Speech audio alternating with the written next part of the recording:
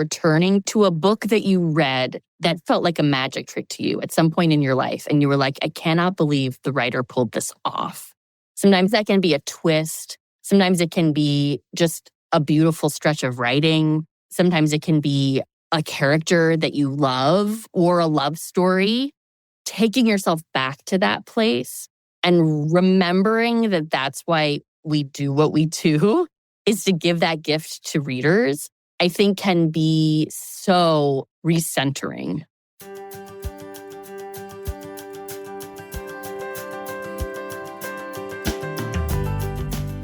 Welcome to The Whole Writer, a place where we talk about what it means to show up as someone who's grounded in their voice, in their community, and in their creative path, even when the world tells them to hustle, compare, or conform.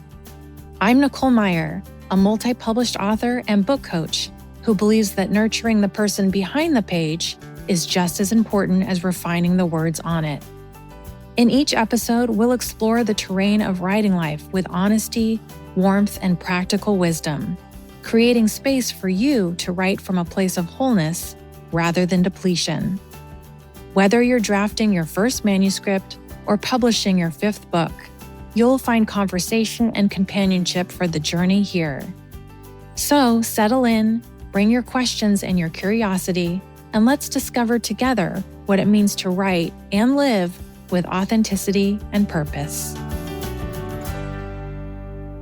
Hi, listeners. Welcome on in. Today, I want to have a discussion with my guest around the topic of cultivating hope for novel and memoir writers. It's something that's in short supply, but heavily in need. But first, let me properly introduce her. New York Times bestseller Miranda Beverly Whitmore has published 5 novels, including Fierce Little Thing and Bittersweet. In her popular Substack, The Plot Solution, she shares insights about her career and writing strategies. She also loves working as a plot coach with writers feeling stuck. Welcome, Miranda. Thank you so much for having me. I'm so happy to be here. I'm so happy you're here. And by the way, I just remember loving Bittersweet. That was a great novel. Thank you. I know. I can't believe it came out, 12 years ago? How is time? What is time in this era? What is time? One of the reasons I brought you on here is I loved your books, but also I have just loved seeing how you engage the writing community on Substack. And I also know you're fresh off the airplane, so to speak, from AWT, which was really exciting. Yeah. It was great. I went to AWP last year in LA and I was standing with a friend and I had this moment where I was like, the panels I love the most are the panels where there is practical advice offered, because I think a great lifeline that writers can offer to other writers, especially writers like me or you with many years of experience, is to just say, like, this is how I do it. And that doesn't mean that it's the best way or that it's the right way. It just means this is how I do it. And I think I benefited the most in my coming up from other people giving that to me. So I was realizing that the thing that I think I can offer people is a real understanding of plot and outline. I tend to write books that end up in the literary sphere of things, but that are plot driven. So I'm kind of an odd writer. I have been kind of seen as an odd writer at times because I like to write a beautiful line, but I also really like stuff to happen in my books. And I think maybe because I didn't get my MFA, those were not mutually exclusive to me. It took me a long time to realize that that made me strange. So this year, I organized a panel about outlining. And it was really fun. It was 4 of us who outline, and then Brian Gresco, who is not an outliner, who also has a great Substack. And he just asked us questions about our outlines. We showed images of them on the screen, and it was a riot. We had so much fun. We were laughing the whole time. There were 400 people there. It was standing room only. Amazing. And I just had this feeling of like, this is what it is. Like, this is why being in community with other writers is so great, because you can share knowledge in a way that is about welcoming people. And of course, there are only 4 of us talking about how we shared our, sharing our outlines. But I hope that that meant that there were a lot of other people in that room who also outlined and were able to take those conversations out into their own lives and their work. So it was really fun. Oh, amazing. So for anyone listening thinking, I don't know what AWP is, should I be thinking about attending one year? Would you recommend emerging authors to go? Yeah, so AWP is the Associated Writing Programs Conference. It's 10,000 people. So it started out as like a writing program conference for programs offering MFAs. I did not get my MFA. I went for the first time 9 years ago, I think. And I will say that it is so fun. It is like summer camp. It's like filled with other writers, or 10,000 writers. And a lot of them have not published books. Like there's a lot of younger people who are just there. There were even some high school students there this year who went to a high school that has a fiction program. And so they're undergraduates, there's graduate students. They're also then people who are kind of the career level I'm at. And it's just a lot of, there's plenary sessions, there's a book fair, and there's just a lot of evening events, dance parties, hanging out at bars, like trivia nights. It's just very positive. It really feels like summer camp. So if there's even, the next year's going to be in Chicago, and it's, I mean, you know, it's expensive. It's not inexpensive. So you have to make sure it's worth it for you. But it is really fun, especially if you go with a buddy. Ah, so cool. I'm sure everyone listening is like looking up tickets and when's registration. I wanted to go to the one that was in LA, but I couldn't go at the last minute. But yeah, that's on my bucket list for sure. Oh, cool. Yeah. Okay. So let's get back on track because we want to talk about you and all of your good things that you're putting out into the world these days. But for people just getting to know you, I would love you to share your journey with us. So you've published 5 novels, including a New York Times bestseller. Yes. So I would love for you to share just a snippet of what that path has looked like, maybe what even surprised you about it, anything you want to share. Yeah, so it's very bumpy. Success looks very bumpy. And I think that that's something that I always try to tell people is that, so I was very young when I sold my first novel, The Effects of Light. I was 25 when I sold it and 27 when it was published. And I was just like completely wide-eyed. I had no concept of anything. And I sold it in a mid-6-figure 2-book deal. It was at a time in publishing, 2005, where there was so much money bopping around that they were just kind of like throwing money at a certain kind of writer. Like I was a young woman who looked a certain way. And that was definitely something I had to wrestle with on the other side because through various circumstances, my first book didn't end up selling as well as kind of hoped. By that point, my editor had left the publishing house. So my second book was what's called orphaned. So I had a second book because I was contracted for a 2-book deal, but I was kind of stuck at this publisher who it was pretty clear was not thrilled to have me there. That publisher doesn't exist anymore. So I can say all sorts of less great things about them. And I think they did the best they could, right? Yeah. So then my second book came out. It sold less than 2,000 copies. And then I couldn't sell a third book. I pitched 2 different third books and I couldn't sell them. And so I went back to the drawing board and I had lunch with the original editor who had acquired my first novel. And I asked him for advice. And he said, "Oh, you got to write a bestseller." And I was like, "Oh, thanks for that. So helpful." But I will actually say that I think he wasn't being totally flippant. And I took that piece of advice and I looked myself squarely in the eye and I was like, do I want this career or not? Like, I would love more than anything to always write than to do any other job. So that probably means making some career choices that are more about commercial choices. And again, this is a very different time when it was still kind of like achievable to think about being a full-time writer and actually making a run for that. So this is said with like an asterisk. Not that I don't think that people shouldn't try. I just think that what was going around financially at that point was just a different game. So I basically sat down and I wrote down a list of the books that I like to read on vacation and the books that had kind of been popular over the course of the last like couple of years.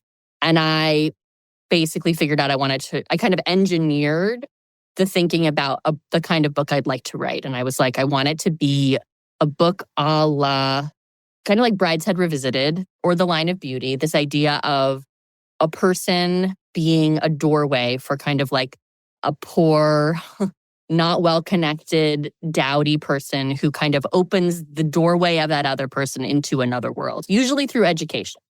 But I want to write that story about women. I want to write that about 2 women because I think that there hasn't been a really powerful female friendship book for a while, and I really want to write that book. And I also want it to be a gothic thriller. So I wrote that book, which is called Bittersweet. And even then, it took 2 rounds of editors to snap it up. My beloved editor, Christine Koprash, ended up snapping it up. And she and I worked together. And that book became a New York Times bestseller. And the narrative of that book that's really interesting for me is that it's the lowest advance I've ever gotten on a book. But then Christine was like a young, scrappy, she's now an executive editor at Flatiron. But at the time, she was this young, scrappy, just out of being an assistant. And she got the sales reps on board in-house, especially the foreign sales reps. And so when those people were like, yes, we can sell this, and then the book sold in foreign sales what I had been made on my advance back within like the first 6 weeks, it just changed the narrative in-house in a way that was really compelling, because then suddenly it was like I was back from nowhere and I was on and up. Like, it was amazing how just like optics changed everything. And so suddenly that book was like this monster hit even before we were remotely close to publication day. And then it debuted on the New York Times bestseller list. So it was like the dream. That is such a great trajectory, just that snapshot of how that book went from point A to point B. Right, exactly. And also, I will say that you can take the temperature, and it can be scary to do this with the first or second book, but like by the time you're farther along, you can really tell whether your book is a priority for a publisher or not, just based on like dropping in to meet your editor and what happens when you get off the elevator. Like if you go into a publisher and 6 different assistants come up to you and they're like, oh my gosh, I've read your book. It's so great. You're like, well, this publisher is doing everything they possibly can. Like their momentum in house for this book. And if it doesn't hit in the outside world, I don't need to regret that I didn't push them to do their work harder. Right. And that feels very different from when you like try to drop in on your editor and someone's like, oh, yeah, she's not available. And then you realize like, oh, I gave my name at the desk and they don't even know who I am, right? Right. That can also be an indication, right? So there are all of these ways that you can kind of sense that. And I will say that like with my second book with them, Christine had left by that point. And again, I had sold that book. It just didn't do what they wanted for all sorts of reasons. And then my next book, my most recent book, Fierce Little Thing, came out with Christine, but she was at that point at Flatiron. And Fierce Little Thing had some really great, I will say, like review momentum behind him. Like the New York Times gave it a great review. Which was huge. Yes, it was an editor's pick on Amazon. It was one of their best books of the month. But it was also the summer of 2021. So you might remember we were in the middle of the second pandemic summer and people were just done. Yeah. So that was my most recent book. And so I have been very open about the fact that I have another book that I spent the last 4 years working on. I'm really excited about, and it's just not hit in the way that my agents and I want it to. So it's on the shelf and I'm writing a new book, which I'm really excited about. Kind of like the same pep talk I gave myself with Bittersweet. I was like, okay, I'm going to go back to the drawing board. And I had this idea that's kind of like a high concept idea. And I pitched it to my agents and they were like, we love it. We think you should write this book. So I'm writing that right now. Okay. Such good stuff to unpack there. I want to hover over a couple points. Yeah. One, especially for the writers that are listening, I always say, and I'm sure you say this too, readers make the best writers. And the fact that you have been intentional, not once, but twice, of sitting down with all the books that you're enjoying, sort of the space you want to live in, and really diving into those, I think is brilliant. And sometimes the simple things are most powerful. We overlook those simple things, but you've gone back to the books that you love and where you want to live. And I think people need to really hear that, because you would not believe how many manuscripts I get where I ask people, what are you reading right now? What's your favorite genre? And they're like, oh, I haven't really read in a while. And it just kills me. I know. And it's so hard because I do go through periods of time where I don't have time to read because I only have so many hours in the day. That said, I feel like I'm constantly have my finger on the pulse of what's hitting and Yeah. then I catch up. So I'm like, okay, I wasn't able to read that book the month it came out, but I'm going to be sure to read it this summer. Or I'm really loving this particular genre and I'm going to do a deep dive and I'm going to do some backlist reading of books that have kind of like hit in that genre. It's also like, it doesn't mean that you have to be buying hardcover books or living in a place with an amazing library, right? But you can listen to audiobooks, right? Like that counts too. So I think it is partly just keeping your finger on the pulse of like, what am I digging? And what are the stories that I keep seeing in my feeds or that my friends keep talking about that are like the things that they love? It can be really great for you to know and then also to kind of analyze that and be like, well, what do I keep going back to? Like something that I have realized I love is like a very smart woman who's kind of narratively driven by a sense of like being disenfranchised and middle-aged and feeling pretty angry, but she's very funny. Like that voice, I'm thinking of like Vladimir by Julia May Jonas, which just came out as a series, the Catherine Newman books, Witch and Wreck. Yeah. Those voices are so compelling to me. And so this book that I'm working on, even though it exists in third person close, I'm kind of giving myself the gift of playing in that realm. I like how that book, it sounds kind of gossipy.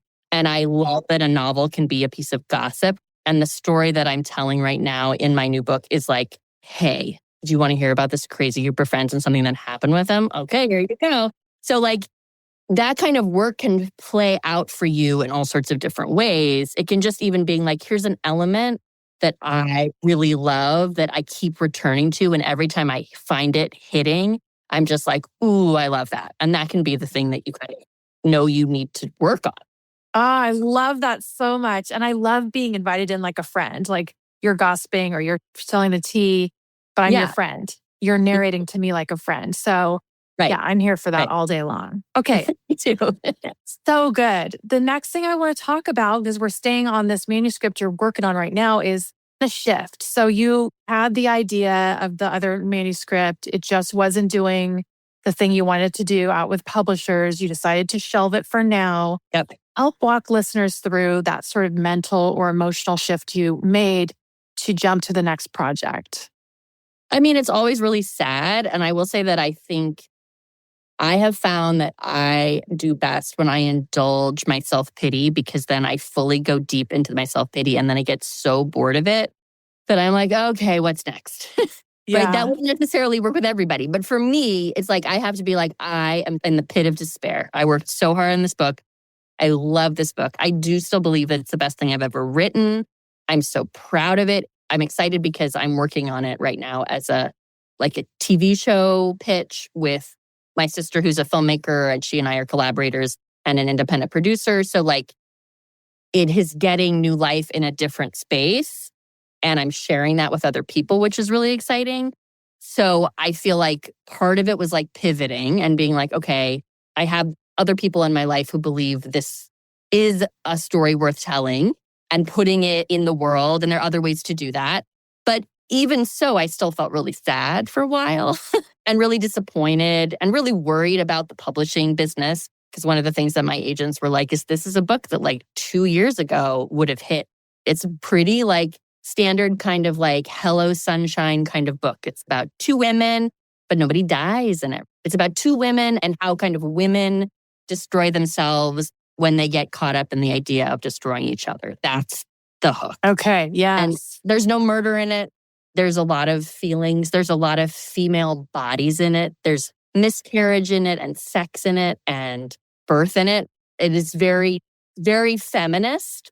And so like in this particular moment, sadly, that is not something that is hitting in a way that I would have hoped. So it was interesting to kind of take a genre switch. They were like, you have written thrillers.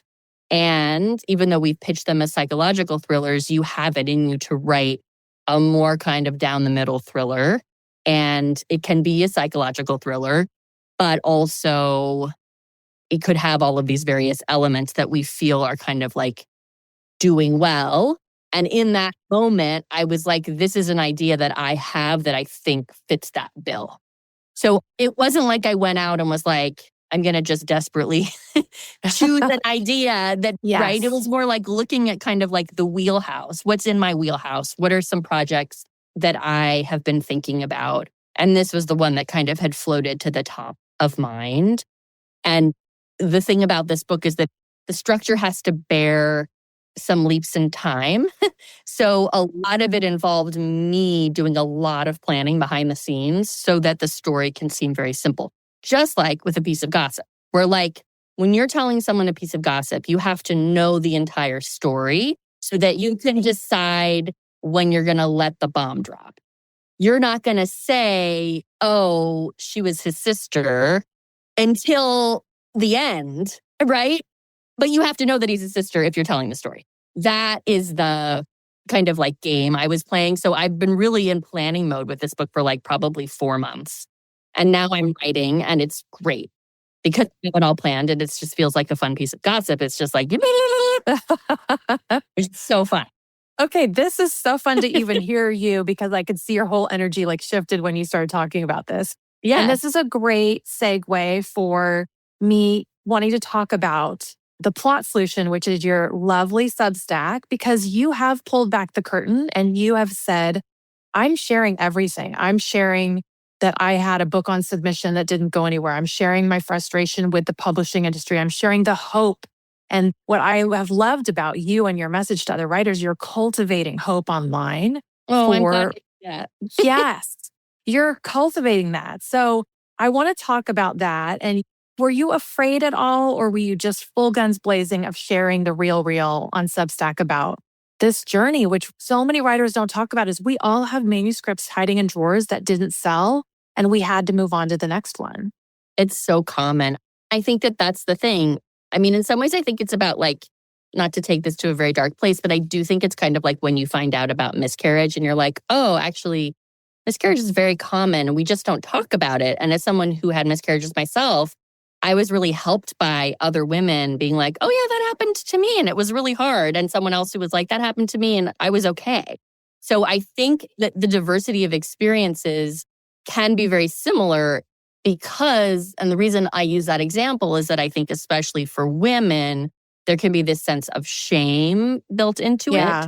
And I do think that the publishing world, you and I were talking about this a little bit earlier, is like, I do think the publishing world to some degree operates on a system of like letting shame silence authors as this idea of it kind of being like, well, if you're not strong enough to bear the shame, there's plenty of other fish in the sea, right? Totally.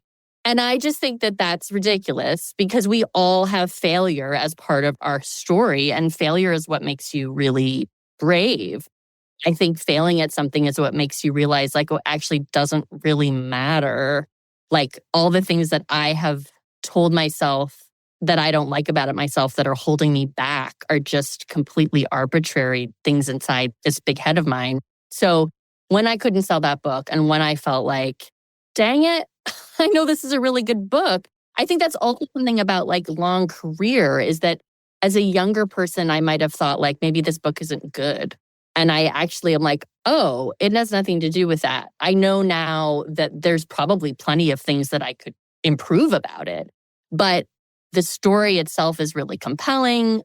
I know the writing's really good. I think it's really funny. Like, I'm proud of this book. So why would I be ashamed of it? There are all of these other reasons I can't sell it. And maybe one of those things is that the book is not hitting in a specific way in this moment. But that doesn't mean the book itself is something I need to be ashamed of. Oh gosh, I love that. Yeah. And I really want to empower people to think about that because when you write a book for 4 years or 2 years or 10 years, that's a journey that is really important no matter what happens with that product. It's the process that really changes you. Oh, I love that you said all of that. And the shame. I mean, the shame is so tangible to so many of us because there's so many parts that we have no control over in the publishing business. Right. And it is about being a storyteller and the journey, like you said, is bumpy. I don't know a single person that it has not been bumpy for. Mm-hmm. But also, if you are emotional or upset or whatever about it, it means you care even more about it. Yeah. So keep going. What has the response been to you when you've shared this whole other side of your journey? It's really interesting. I have so many people reaching out and thanking me and sharing their own stories, much more than I thought would be. Because when I started the Substack, I was just kind of like, oh, I'm just like, there's plenty of stuff I have to say and I just want to say it. I'm not starting the Substack as a way to make money. My paywall strategy is like when I talk about something that's personal, I put it behind the paywall. I want the people who are paying to feel like they have access to that deeper personal part of me, but it cuts how many people are reading that. So I felt like I was just kind of like, I'm just going to say what I have to say. And I'm here and I keep writing books and I'm not worried that like me speaking out of turn. I mean, I think as a younger woman in the industry, I felt like this very sense of like, if I speak out of turn, I'm going to get in trouble. Absolutely. And I like, screw that. Yeah. Like I just, who has the time? The world is burning around us. Like I do not need to worry about my feelings getting hurt or like somebody choosing not to work with me because they're afraid I'm going to say something honest. Because I also feel like I am very discreet. And there's been plenty of stories, believe me, that I could share that I don't. I think there's that interesting thing that happens on social media, whether you want to call Substack social media or not, where I think we confuse being personal with being intimate. And I have a pretty clear sense of what the personal stories I'm willing to share are and what the intimate stories I will not share are. Right. Well, you're not disparaging anyone in particular. I mean, this is a very small circle of people. At the end of the day, publishing, you will run into people in publishing that like I see or hear from people that I haven't talked to in 12 years and they're still in the business. All the time. I know. Yeah. All the time. People just show back up in your life. And you never know how they will. They really do. Okay, so I love that you're doing this on Substack, but you're sharing some unpublished work of yours openly. You're helping people with their sort of plot problems. So can you talk a little bit about that? Because I bet there's people listening who want to get into your community. Yeah, I love helping people with plot stuff. And I'm recently really making that into more of a business. It has long been a thing that I've done for many of my writer friends. Not to toot my own horn, but I feel like I'm kind of known in my group of friends as like the person that you send your book to and are like, do you have time to tell me what I didn't do right? And so that's been really fun. And I think what's interesting about plot problems and outline problems in a book is that as the person who's approaching me, you have to want to do that work. And it is a little humbling. It is going to be work. So I think what's interesting about the work is that it's self-selecting for people who actually really want to write a book. You have to kind of know what a book wants to be and kind of know that you have some of that, but not all of that in order to want to work with me, which I think is kind of a hurdle that some people don't cross. And that's fine. But I will say that when we get into it and we start working together, there's this really exciting thing that has so far always happened, where if the person is really open to doing the work, and I find that this is where it's interesting that money speaks. If you're paying me to help you do the work, you are by nature interested in that work happening. And it was interesting as I tried to figure out, like, what do I even charge for this work? Because it's not like book coaching. It's almost like therapy for your book. It's like me with your book, advocating for your book to you and being like, this is what your book wants. Your book wants this. And it's all here. I see all the clues. I had this really cool thing happen with a friend of mine who's a screenwriter. And I read his script. And he was like, this is the pilot for this show I want to pitch. And I feel like it's just like there's something missing. And there was this character in the pilot that just, it's kind of like this dangling character. He showed up 3 times, but he like wasn't doing much. And I figured out, I was like, the story is that this person is the last moment of the whole arc and your main character needs to kill him. And he was like, oh my God, you're right. And I was like, right, because that takes this little discrete pilot to the next level. You really want us to think that this main character has the capability to kind of like be dark and make a dark decision in pursuit of her dreams. So if we see her kill this person and believe that it's merciful, we will know that she has that. You're not having to tell us anything. And he was like, oh my God, how did you know that? I was like, because he was just there floating around waiting for somebody to see him. And I think that experience when you're in someone else's book, when you're working with someone else's plot, because I've just done this for a long time, I'm able to see something that I think a lot of people can't see with their own book. But also, it's so fun to be holding someone's hand through that process and being like, I believe in you. You can do this. It's hard. You might have to rewrite the whole book, and you don't have to do that. I'm not going to make you rewrite your whole book, but then it probably won't be fixed. Right. So it's kind of like this fun, it feels like play to me, honestly. It feels like make-believe. It's like taking kind of a structure that makes sense to my brain and offering it to other people as a gift to say, like, do you want to try this too? Yeah, I love that. And just the aha moment you both experienced together. Yeah. It's just immeasurable. I mean, I'm saying that because I do developmental edits all day so long. Fun, and it's right? like, yeah. And just when you see someone go, oh, yes, I love that idea. Or why didn't I think of that? And then they get so excited to get back to the page. Yeah. I actually had an intake yesterday with somebody, and she emailed me this morning and she was like, for the first time in like months, I feel excited to work on this. So great. That's so great. Like, that makes me so happy because that's what it should feel like. Like, writing a book should feel like, it's not always easy, but it should feel in some ways like a pleasure. Even on the days when it's hard, it should feel like you get to do something really special because you get to make up a story, and that's like play. And so I always feel like I want to give that back to people who are kind of stuck. Because I think when you get stuck in revision or you're trying to fix something by yourself, sometimes you just get stuck like in a pretzel and you're like, I don't even know what it is anymore. Absolutely. Okay, now let's stay on that thread just a touch longer. I want to talk to the people who are feeling a little bit excited or inspired by what you're saying, but they just are struggling. I want you to share maybe one thing that brings that hope back. We talked about like cultivating hope, and that's your mission. What's something maybe hopeful you can share with writers right now? I think returning to a book that made you feel something like, how do I even phrase this? Like capacity, like a book that you read, even if it felt like a magic trick to you at some point in your life, and you were like, I cannot believe the writer pulled this off. Sometimes that can be a twist. Sometimes it can be just a beautiful stretch of writing. Sometimes it can be a character that you love or a love story.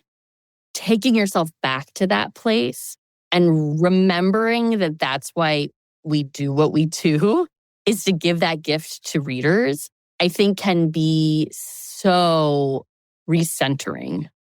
And there, of course, like the danger is then you compare yourself to that. But I think you have to try to, once you kind of have that vision of what the thing is that you're going back to, it can also work to like analyze it a little bit and be like, how did this person do it?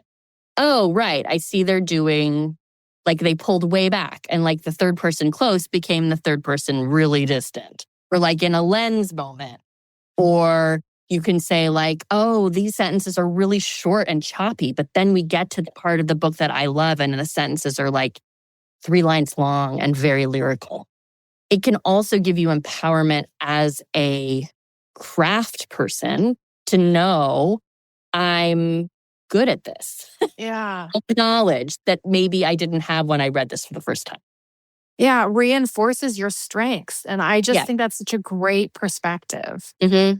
Okay, this has been really lovely and really fun. It's so lovely. Yeah. I want you to share with people how they can find you, where they can find you, how they could even work with you. Yeah, so I have a website, mirandabw.com, and I have my plot solution is my Substack. Find me in both of those places. You can always shoot me an email. My email is mirandabeverlywhitmore@gmail.com, and I'd love to hear from anybody who is interested in kind of next steps. And it's just really fun to talk to other writers. It's always a joy. I think it can be really intimidating to reach out to people, but I also just always want to encourage people to actually talk to other writers and make friends with them. It's so lovely to feel in community, and there's so little that writers have. Community is one of the best things we have. 100%. Put that in big, bold letters. Yeah, it's true. Oh, Miranda, thank you so much. This was a great conversation. Thank you for having me. Yes, listeners, I encourage you to follow Miranda, connect, and we'll see you next time on The Whole Writer.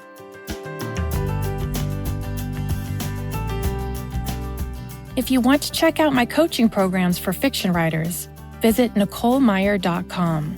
That's MEIER.